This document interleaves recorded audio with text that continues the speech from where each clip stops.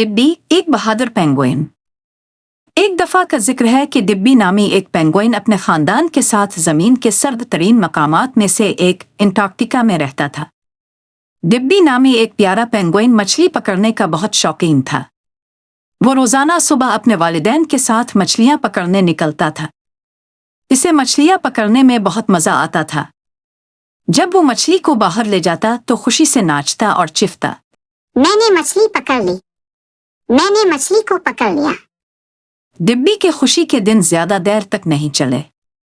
अचानक एक दिन जब डिब्बी और उसका खानदान मछलियां पकड़ने गए तो कुछ शिकारी वहां आ गए।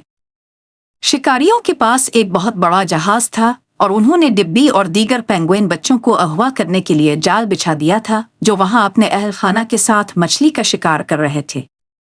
शिकारी पेंगुइन के बच्चों को अपने साथ जहाज पर ले गए। तमाम पेंगुइन बच्चे रोने लगे। पेंगुइन के वालिदैन ग्लेशियर के किनारे पर खड़े थे और अपने बच्चों को बचाने के लिए कुछ भी करने से कासिर थे।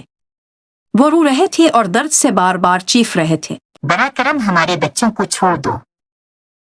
लेकिन शिकारियों ने उनकी दरखास्तों पर कान नहीं धोरा। जालिम शिकारियों ने पेंगुइन के तमाम बच्चों को फंसा कर अपने जहाज पर बिठा दिया था। पेंगुइन बहुत खौफजदा थे। जल्द ही शिकारियों ने आपस में बात शुरू कर दी। वो बहुत खुश हुए और बोले, आज हमने बहुत सारे पेंगुइन पकड़े हैं। अब हम उन्हें बेचकर बहुत सारे पैसे कमाएंगे। फंसे हुए पेंगुइन शिकारियों की गुफ्तगू सुन रहे थे और बहुत खौफजदा थे। जल्द ही शिकारियों ने एक एक करके पेंगुइन को उठाया और जहाज के एक बड़े पिंजरे में डाल दिया। शिकारियों ने पिंजरे की चाबी एक मुहाफिज को दी, जिसने इसे अपनी जेब में रखा। गार्ड सारा दिन पिंजरे के पास बैठा पेंगुइन पर नजर रखता था। डिब्बी और दीगर तमाम पेंगुइन सोचने लगे कि वो पिंजरे से कैसे निकल सकते हैं।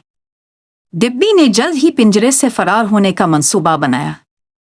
रात के वक्त जब चौकीदार तकरीबन सो चुका था तो एक नन्हा पेंगुइन पिंजरे की दो सलाखों के दरमियान से बाहर निकलने की कोशिश करने लगा। बिलाखिर वो पिंजरे से बाहर निकल आया। सब बेहद खुश थे। छोटा पेंगुइन फिर गार्ड के करीब गया और चाबी लेने के लिए आहिस्ता आहिस्ता अपना हाथ गार्ड की जेब में डाला। पेंगुइन ने फिर खामोशी से चाबी निकाली और पिंजरे का ताला खोल दिया। जल्द ही तमाम पेंगुइन आजाद हो गए। डिब्बी उनका लीडर होने के नाते आहिस्ता आहिस्ता तमाम पेंगुइन को पिंजरे से बाहर ले गया। इसके बाद पेंगुइन एक एक करके पानी में कूदने लगे। उन्हें एहसास नहीं था कि उनके छलांग से एक आवाज आई जिसने गार्ड को जगा दिया।